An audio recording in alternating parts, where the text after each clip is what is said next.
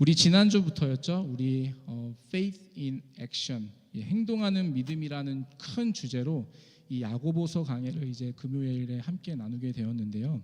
우리 지난주에 이어서 오늘은 5절부터 8절의 말씀을 가지고 마음을 확정하라라는 제목으로 우리 하나님 말씀 좀 같이 나눴으면 좋겠습니다. 오늘 본문의 말씀은 야고보 사도가 유대 그리스도인들에게 보낸 편지의 내용으로 믿음 생활을 하는 중에 시험과 어려움을 만났을 때 그것을 어떻게 대처하고 어떻게 풀어가야 하는지를 말씀해 주고 계셔요. 믿음 생활 중에 시험을 만났을 때 어떻게 해야 되는가? 우리가 오늘 본문에 읽지 않았지만 그 앞절 보시면 2절에는 믿음 생활 중에 시험을 만났다고 한다면 기쁘게 여기라고 말씀하고 계셔요. 시험을 기쁘게 여기라. 여러분, 이치에 맞지 않는 거예요. 시험을 어떻게 기쁘게 여길 수가 있어요? 시험을 만나면 마음이 답답해지잖아요. 시험을 만나면 마음에 근심이 생기잖아요. 걱정이 생기잖아요. 그런데 하나님의 말씀은 시험을 만나면 기쁘게 여기라고 말씀하고 계세요. 이것은 상당히 자연스럽지 않은 것이에요. 그렇지 않습니까, 여러분? 우리에게 자연스러운 반응, 시험을 만났을 때 우리에게 자연스러운 반응은 뭔가요? 염려와 걱정, 불안, 짜증, 이런 거 아니겠습니까, 여러분? 우리의 자연스러운 그런 반응이 아니라 주의 말씀은 시험을 만나면 기쁘게 여기라고 말씀하고 계세요. 상당히 부담스러운 말씀이시죠. 여러분, 안 부담스러우세요? 뭐 당연한 건가요? 얼굴 표정 다 그렇게 괜찮다 이렇게 표정하고 계시는데 여러분, 부담스럽잖아요. 그런데 이 말씀만 부담스러운 게 아니라 주님의 말씀은 항상 우리에게 부담을 주세요. 우리가 잘 알고 있는 원수를 사랑하라, 안 부담스러우세요, 여러분? 부담스럽잖아요. 그렇죠? 저만 부담스러운 건가요? 우리 주님 앞에서 솔직하게 부담스러워요. 원수를 사랑하는 것은 자연스러운 것이 아니에요. 다른 말로 원수 사랑하는 것은 굉장히 힘든 일이라는 것이에요. 가만히 있어서 자동으로 되는 게 아니라는 거죠. 원수를 사랑하는 것은 자연스러운 일이 아니라는 것이에요. 시험을 만났을 때 기쁘게 여긴다.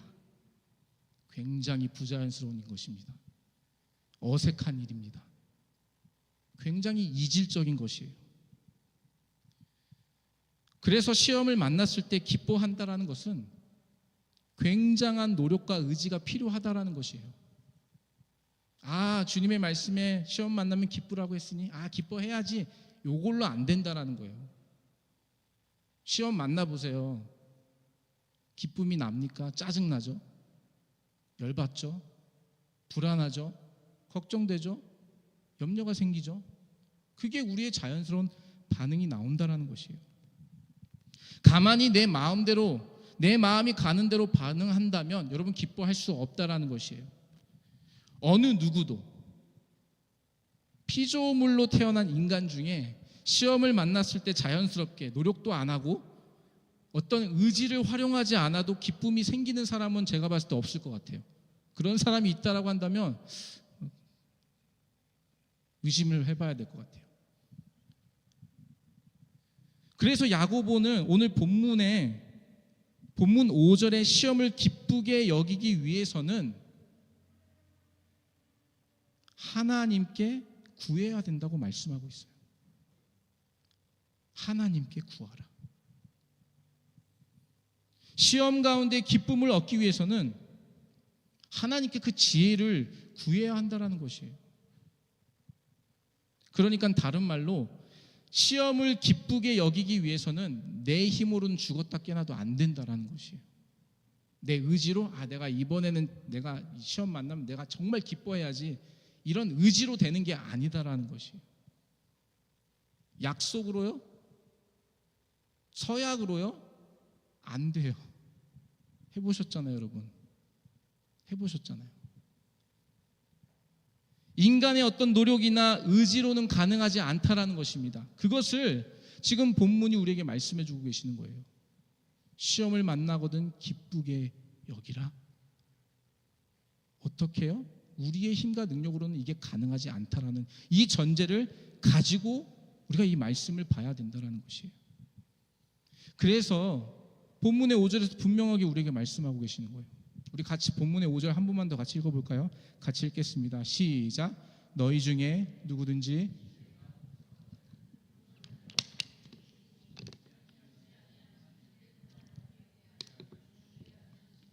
아멘. 그래서 하나님께 간구해야 된다는 것이에요. 내 힘으로 내 의지로 할 수 없기 때문에 우리가 노력해서 되는 것이 있고요, 우리가 노력해도 안 되는 것이 있습니다. 여러분 이걸 잘 분별하실 줄 아셔야 돼요. 노력을 해서 되는 게 있는데요, 그건 노력해야죠. 근데 우리가 노력하고 안 하고 그 문제가 아닌 일들이 있다는 것이에요. 우리가 살고 죽는 거 우리의 노력으로 조절할 수 있는 것 아니죠. 물론 건강을 유지하려고 먹는 것 조절하고 운동하고 그런 식으로 조절을 해서 어느 정도 오래 살 수도 있다고 칩시다. 그런데 결코 죽음을 피할 수는 없다는 것이에요. 여러분, 여기 계신 저와 여러분 중에 내일을 보장할 수 있는 분들이 어디 계십니까? 내일에 대한 보장이 저와 여러분에게 있습니까? 없잖아요. 우리의 의지와 노력으로 내일을 보장할 수가 없다라는 것이죠. 구원, 영생 얻는 거 마찬가지죠. 우리의 그 복음의 진리인 구원을 얻고 영생을 얻는다라는 이 진리의 말씀도 여러분 보시면 우리의 노력으로 얻는 게 아니다라는 것이에요. 선한 일을 많이 하면 구원을 받습니까, 여러분?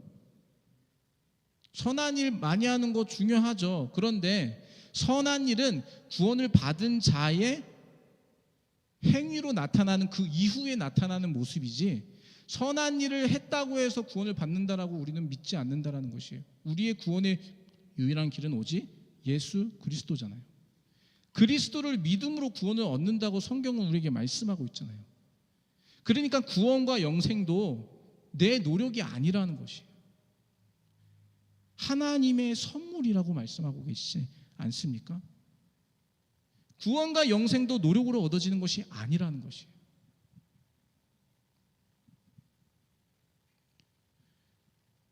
마찬가지로 이 시험을 만났을 때 이것을 기쁘게 여겨야 되는데, 이 일도 우리가 가지고 있는 어떤 의지와 노력으로 가능한 것이 아닌 것이에요. 방법을 그렇게 찾아가시면 100% 실패한다는 것이에요. 왜냐하면 그게 답이 아니기 때문에. 그래서 이 5절의 말씀대로 하나님께 구해야 돼요. 하나님께 도우심을 구해야 돼요. 시험을 기쁘게 여기기 위해서는 기도하지 않으면 시험을 만났을 때 기쁨이라는 것이 생길 수가 없습니다, 여러분. 이 진리의 말씀을 따라 살기 위해서는 주님 앞에 엎드려야 되는 그 기도의 시간이 필요하다라는 것입니다. 왜요? 나 스스로 할 수 없기 때문에. 내 스스로 감당할 수 있는 일이 아니기 때문이라는 것이죠. 그런데 오늘 본문의 말씀을 자세히 살펴보시면 기도를 하기는 하는데 그냥 기도하는 것이 아니에요. 중요한 조건 하나가 붙습니다. 우리 6절의 말씀인데 6절 말씀 같이 한번 읽어볼까요? 시작. 오직 믿음으로 구하고 조금도 의심하지 말라. 의심하는 자는 마치 바람에 밀려 요동하는 바다 물결 같으니. 아멘. 여러분, 기도를 하시는데요, 그냥 기도하는 게 아닙니다. 조건이 하나 붙는다 그랬죠? 어떤 조건입니까? 믿음으로 구해야 된다는 것이에요. 기도도 다 같은 기도가 아니라는 거예요. 믿음으로 하는 그 기도가 유효하다라는 것입니다. 그냥 엎드리는 그것이 아니라 믿음을 가지고 주님 앞에 나아가는, 믿음이 수반되어 있는 그 기도가 우리로 하여금 시험을 만났을 때에 그것을 기쁘게 여길 수 있도록 우리를 만져주시고 인도해 주신다는 것이에요. 믿음으로 하지 않는 기도, 믿음이 빠진 기도, 그거는 하나님 앞에 올려드리는 기도가 아니라 어쩌면 그거는 아무런 효력이 없는 종교 행위로 남아질 뿐이라는 것이에요.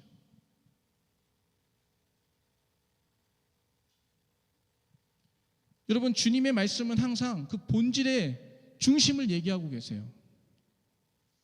사무엘상에서도 하나님께서 보시는 것은 우리의 겉모습이 아니라 중심이라고 말씀하시잖아요. 중심이 빠진 겉모습은 껍데기라 마찬가지라고 말씀하시잖아요. 우리의 기도도 마찬가지라는 것이에요. 기도를 하는데 믿음이 없어. 껍데기만 있는 것이죠. 종교 행위만 남는 것이죠. 믿음으로 구하지 않는 기도들이 있다라는 것을 얘기하고 있는 것입니다. 이것이 바로 기도의 영적인 룰이에요. 영적인 법칙이 무엇입니까? 기도는 믿음으로 하는 것이다. 믿음이 빠진 기도는 껍데기만 될 뿐이다라는 것을 영적인 룰, 이 법칙을 우리에게 말씀해 주고 계시는 것이죠. 여러분, 스포츠 좋아하시는 분들은 잘 아시겠지만 스포츠에는 항상 룰이 있습니다. 법칙이 있다라는 것이죠. 축구를 많이들 다 아시니까요. 축구를 보면 축구는 룰이 있는데 가장 중요한 룰이 뭡니까? 발을 쓰는 거잖아요. 손을 쓰면 안 되잖아요. 손을 잡고 손으로 공을 잡아가지고 골대에다가 100골씩 넣어보세요. 그게 100골로 인정이 됩니까? 아니잖아요. 왜요? 룰을 어겼기 때문에. 발로 넣거나 손이 아닌 머리로 넣거나 다른 신체로 넣었을 때 그것이 유효한 것처럼 기도를 하는 데 있어서도 그 영적인 룰을 따라야지 우리가 그 기도로 인하여서 하나님께 받을 은혜를 누릴 수 있다는 것이에요. 그게 무엇이냐? 믿음으로 기도하는 것이라는 것입니다.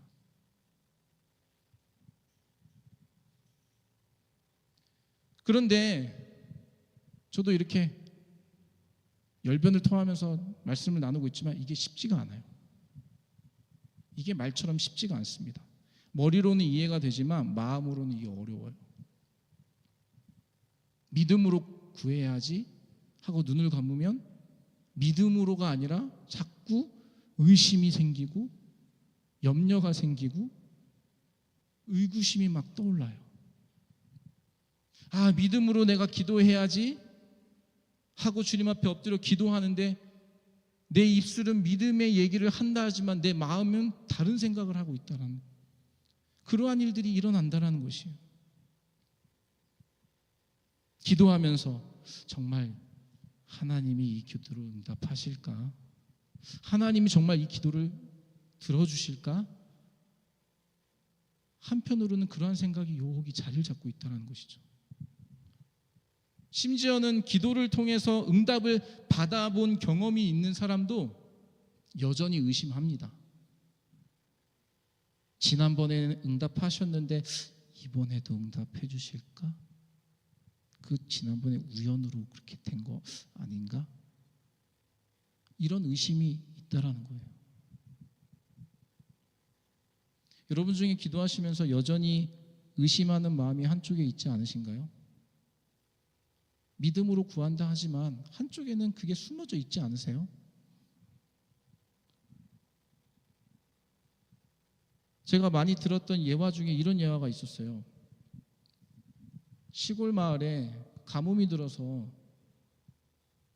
이제 그 교회 성도들이 우리 이러다가 우리 마을 다 망한다. 그래서 특별 부흥 집회를 열었는데 비를 달라고 특별 부흥 집회를 열었다라는 거예요. 그래서 그 첫날에 온 동네 이제 성도들이 모여서 이제 예배드리러 가는데 이 집의 아이가 집을 나가면서 교회로 가면서 우산을 챙겨 들고 나가는 거예요. 그러니까 그 부모가 뭐라고 하는 거예요. 야, 너 지금 하늘 좀 봐라. 지금 가뭄에 지금 이렇게 땅이 말라 있는데 너 지금 봐봐. 비가 오게 생겨서 그거 왜 들고 가는 거야? 그 왜 그렇게 힘들게 그 뭐하러 들고 가는 거야? 그러니까 그 아이가 그렇게 얘기하는 거예요. 우리 지금 하나님께 비 내려달라고 기도하러 가는 거 아니에요? 기도하러 주님 앞에 기도하러 비 내려달라고 기도하러 가는데 비가 올 것을 기대를 안 하고 있는 여러분 그러한 모습. 주님 앞에 매 시간마다 나와 우리의 아픔과 우리의 기도의 제목들을 주님 앞에 맡겨드리면서 기도는 하는데 정작 내 마음 한편에는 기대함이 없어요. 주님께서 응답해 주실 기대함이.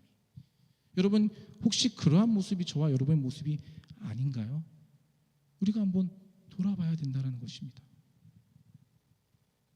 기도하면서도 여전히 기대감이 없어요. 왜요? 의심이 되니까요. 의심이. 상황을 보면은 이게 될 일이 아니에요. 이게 어떻게 돼? 주변을 돌아보면 이 기도가 응답되지 않을 조건만 다 가지고 있어요. 응답될 조건은 하나도 없어요. 마음이 어려워지죠. 그래서 여전히 우리가 기도하지만 근심과 걱정이 우리를 떠나지 못하고 있는 우리의 모습을 발견할 수 있는 것이죠. 이러한 모습, 기도를 하면서도 여전히 의심하고 있는 그 모습을 오늘 본문에서는 두 마음을 품은 자라고 표현하고 있습니다. 또한 정함이 없는 자라고 표현하고 있어요. 마음을 확정하지 못하고 갈팡질팡하는 마음으로 기도하는 것이 정함이 없는 것이고 두 마음을 품은 것인데, 그것이 무엇이냐? 바로 믿음이 없는 기도를 하고 있다는 것이에요. 의심하면서 기도하고 있다는 게 바로 그러한 모습이라는 것이에요. 여러분, 우리가 살아가시다 보면 수많은 선택을 우리가 하고 살아갑니다.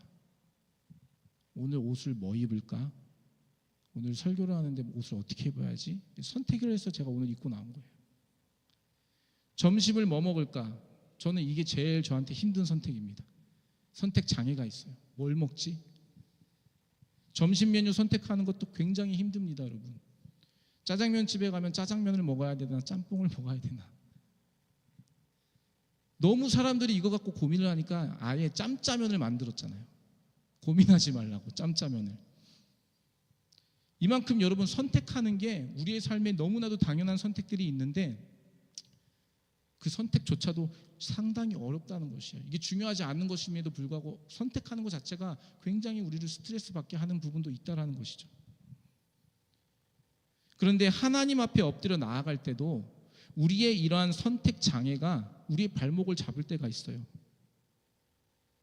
하나님께 기도로 나아간다는 것은 무엇입니까? 내가 주님의 그 응답을 기대함으로 나아간다는 의미 아니겠습니까?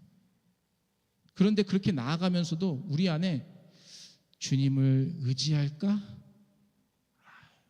아니면 여전히 상황과 환경을 보면 이건 될 일이 아니야. 이 두 마음이 같이 공존해 있다는 것이에요.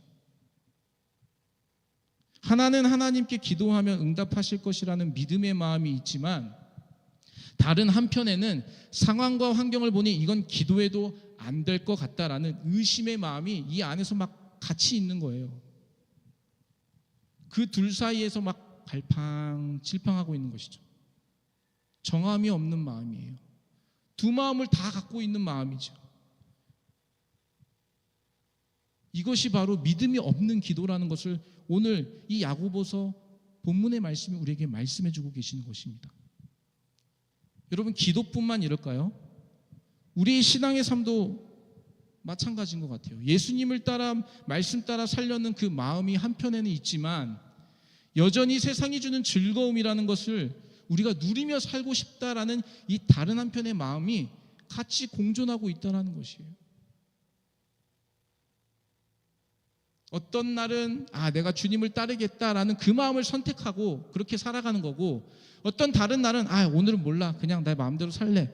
세상의 그 마음, 세상의 그 즐거움을 따르는 그 마음을 선택하며 살아가는 것뿐이지, 우리의 마음 안에는 이 마음이 같이 공존하면서 어느 날은 이 마음, 어느 날은 저 마음 왔다 갔다 갈팡질팡하고 있는 것이 우리의 모습이라는 거 아니겠습니까, 여러분?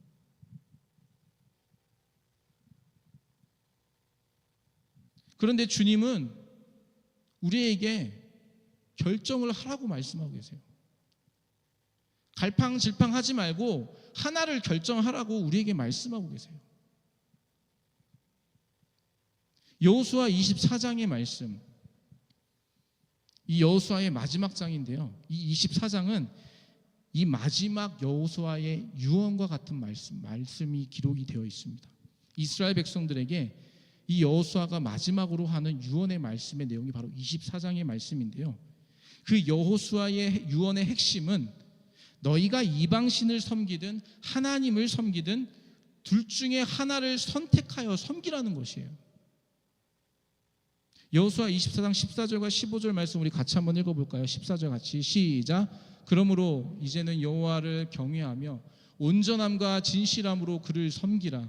너희의 조상들이 강 저쪽과 애굽에서 섬기던 신들을 치워버리고 여호와만 섬기라.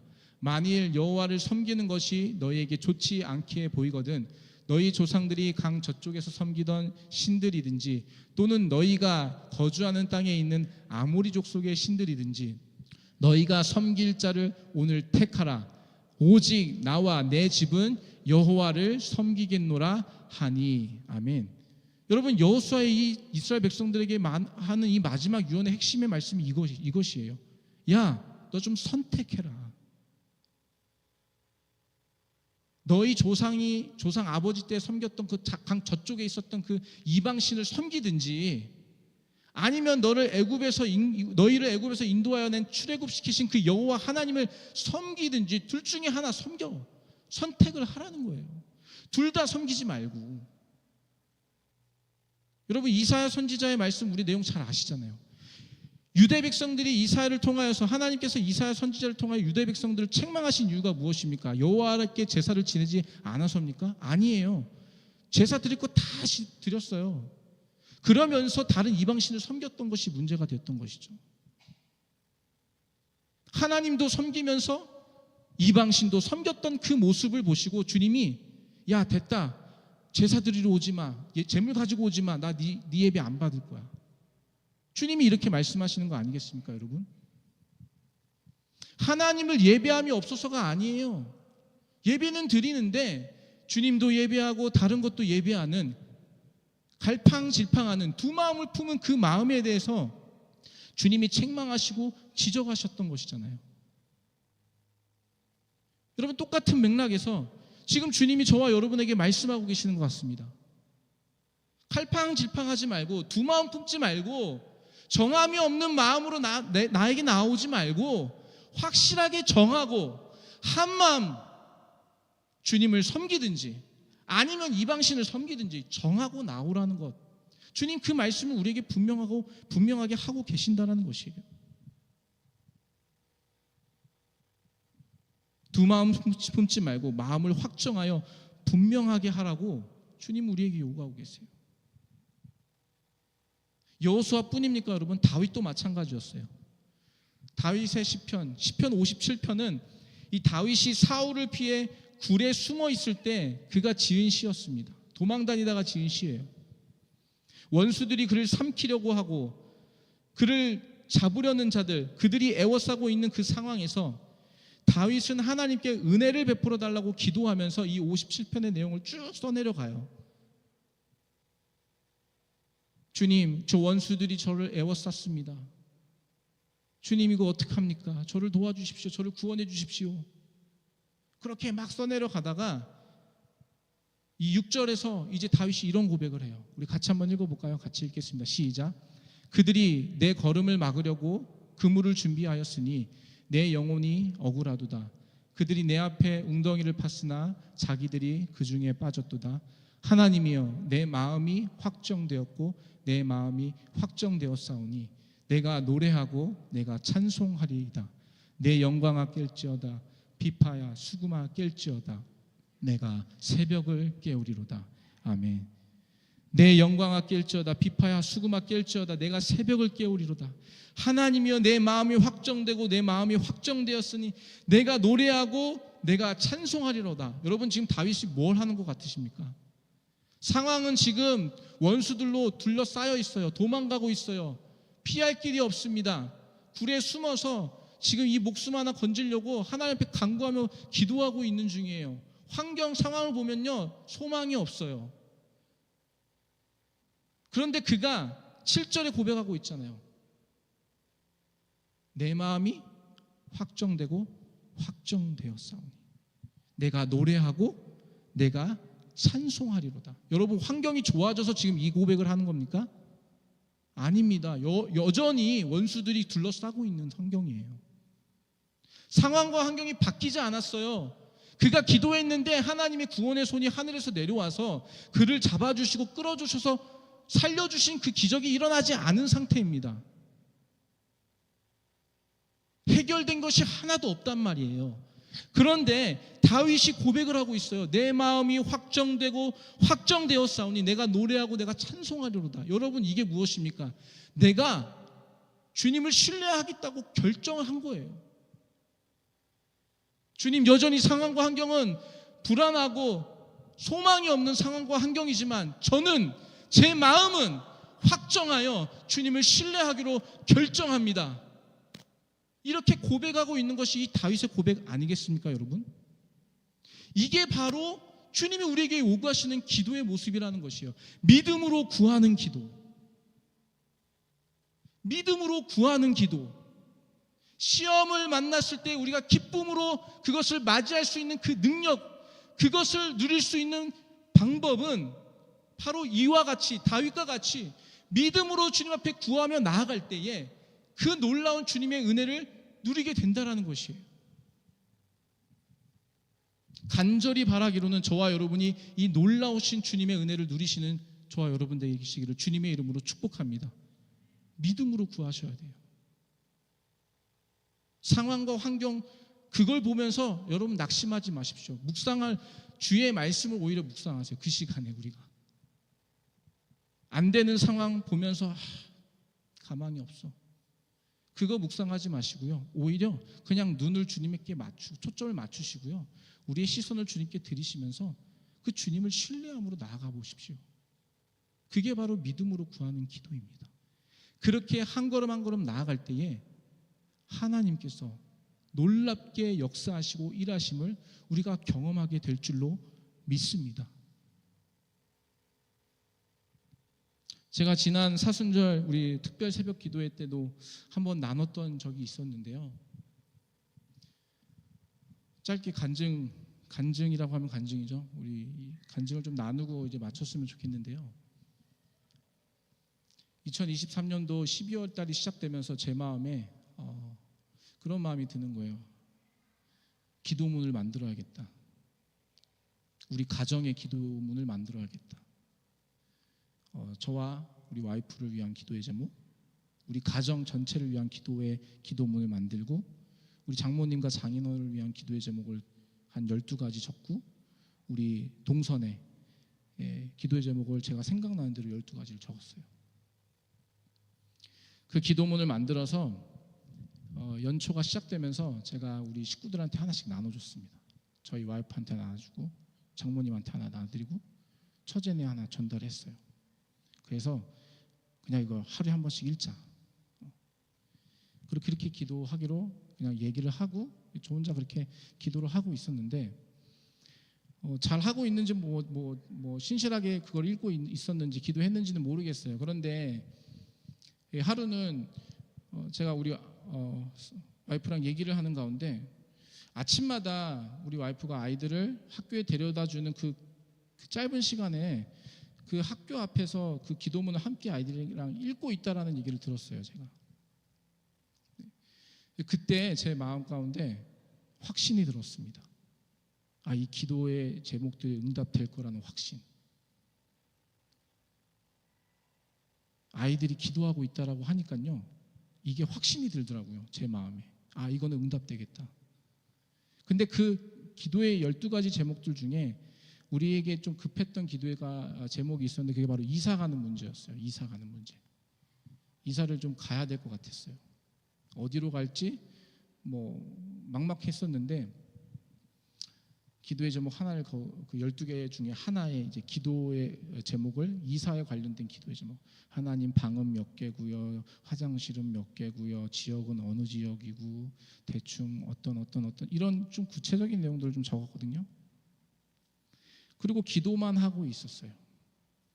아파트 계약이 4월 달까지였기 때문에 그 전에 뭔가 해결이 돼야 됐는데, 뭐 사순절 준비하고 뭐 하다 보니까 뭐 벌써 3월 말이 된 거예요. 저는 뭐 방을 알아보거나 준비한 게 하나도 없었습니다. 그때. 그런 가운데 옆에서 이제 아니나 다를까 제 믿음을 시험하는 얘기들이 시작되기 시작합니다. 이제 이사갈 시간이 한 달밖에 남지 않았는데 뭐 알아본 게 있나 물어보는 거예요. 주변에서. 알아본 게 하나도 없거든요. 인터넷도 뒤져보지도 않았어요. 요즘에 방값이 얼마 하는지도 알아보지도 않았습니다. 이제 그렇게 얘기를 하니까 이거 이사 못 가겠다라는 거죠. 그냥 여기 눌러 앉자. 요즘 집값도 비싼데 이거 쉽지 않다. 여러 가지 이제 얘기들이 막 들리는 거예요. 그때 제 마음이 한쪽으로 쏠리기 시작해요. 그냥 1년 더 여기 있어야 되나 보다. 늦은 것 같아. 그래서 이렇게 주저앉으려고 마음으로 그냥 1년 있어야겠다라고 마음을 이렇게 확정하려고 하는 가운데 갑자기 그 아이들이 기도한다라는 그 생각이 또 다시 나는 거예요. 맞아. 아이들이 기도했지. 제가 그때 그래서 다시 확신의 마음 가지고 마음을 확정했습니다. 어떻게 해요? 이사 가는 걸로. 아니야, 이사 갈 거야. 그리고 제가 우리 와이프한테 얘기했어요. 짐부터 싸. 여러분, 어디 갈지 알아보지도 않았는데 짐부터 싸라는 게 여러분 상식적으로 말이 됩니까? 말이 안 되죠. 말이 안 되는 얘기를 제가 하고 있는 거예요. 짐부터 싸. 그리고 주님 앞에 기도했어요. 하나님, 이거 제가 던졌습니다. 주님이 책임져 주세요. 저는 확정했습니다. 마음을. 주님, 저는 주님을 신뢰하기로 확정했습니다. 이 문제 주님께 맡기기로 저는 확정했습니다. 주님 인도해 주십시오. 그렇게 기도하고 그 다음 날 교회에서 사역 업무를 보다가 시간이 잠깐 나서 잠깐 서치해서 알아봤는데 뭐 집이 하나 나왔어요. 그런데 제가 기도했던 조건과는 전혀 다른 집이에요. 가격도 맞지 않고 뭐 시설도 맞지 않았어요. 그래도 그냥 한번 전화를 해봤어요. 전화를 했는데 이분이 갑자기 저한테 그러면 선생님한테는 이 집이 아니라 제가 다른 매물이 있는데 그쪽으로 보여드리는 게 좋을 것 같습니다. 이러는 거예요. 제가 어느 지역으로 가고 싶습니다. 뭐 제가 원하는 가격은 이 정도면 이런 말 하나도 안 했어요. 그냥 그분이 갑자기 대뜸 제가 들어보니까 아이들도 중에 3명이 있다고 하니까 그러면 이 집이 난 것 같아요 하면서 저한테 알려주는데 그 집이 바로 지금 살고 있는 그 집이에요. 근데 지금 살고 있는 그 집이 제가 정확하게 주님 제가 이러한 제목 이러한 조건의 집을 주시면 감사하겠습니다. 그렇게 기도했던 내용과 정확하게 떨어지는 집이거든요. 제가 마음을 주님 앞에 기도할 때에 내가 주님을 신뢰하겠다고 확정하고 기도하니 그 믿음의 걸음으로 한 스텝 나아가니까 주님이 그냥 길을 확 열어주셨어요. 저는 그래서 이 말씀 이 오늘 야고보서 1장 5절에서 8절의 이 말씀을 저는 실제로 경험을 해봤다는 것이에요. 두 마음 품지 않고 마음을 확정하고 정한 마음으로 주님 앞에 믿음으로 구했더니 하나님이 정말 응답을 해주셨네. 우리 주님은 이렇게 신실하신 분이십니다, 여러분. 그 주님을 저와 여러분이 기다리고 계신다는 것이에요. 문제는 우리의 마음이 갈팡질팡하기 때문이죠. 정한 마음이 없이 주님을 신뢰하려고 하는 그 마음의 확정함이 없이 여전히 상황과 환경에 우리의 마음을 빼앗기기 때문에 주님 앞에 우리의 믿음을 온전히 드릴 수 없는 우리의 연약함이 있기 때문이라는 것입니다. 사랑하는 넘치는 교회 성도 여러분, 또 함께 방송으로 예배하시는 분들, 주님 앞에 나아가실 때, 특별히 기도하러 나아가실 때, 기도의 자리 가운데 나아가실 때 여러분 마음을 주님을 신뢰하기로, 주님을 의지하기로 확정하시고 그 믿음으로 주님 앞에 구하시는 저와 여러분 되시기를 주님의 이름으로 축복합니다. 그렇게 나아갈 때에 하나님의 놀라운 은혜를 우리가 경험하게 되는 것이에요. 왜 나에게는 이러한 놀라운 주님의 응답하심이 없나? 여러분, 우리가 주님 앞에 그 책임을 주님께 돌려드리는 게 아니라 우리가 믿음으로 구해봐야 된다는 것이죠. 저와 여러분, 힘들고 어려운 이민생활 살아가고 계시는데요, 주님 앞에 마음을 확정하여 드리심으로 하나님의 놀라운 은혜의 세계에 그 놀라운 맛을 경험하시는 저와 여러분 되시기를 주님의 이름으로 축복합니다. 아멘. 우리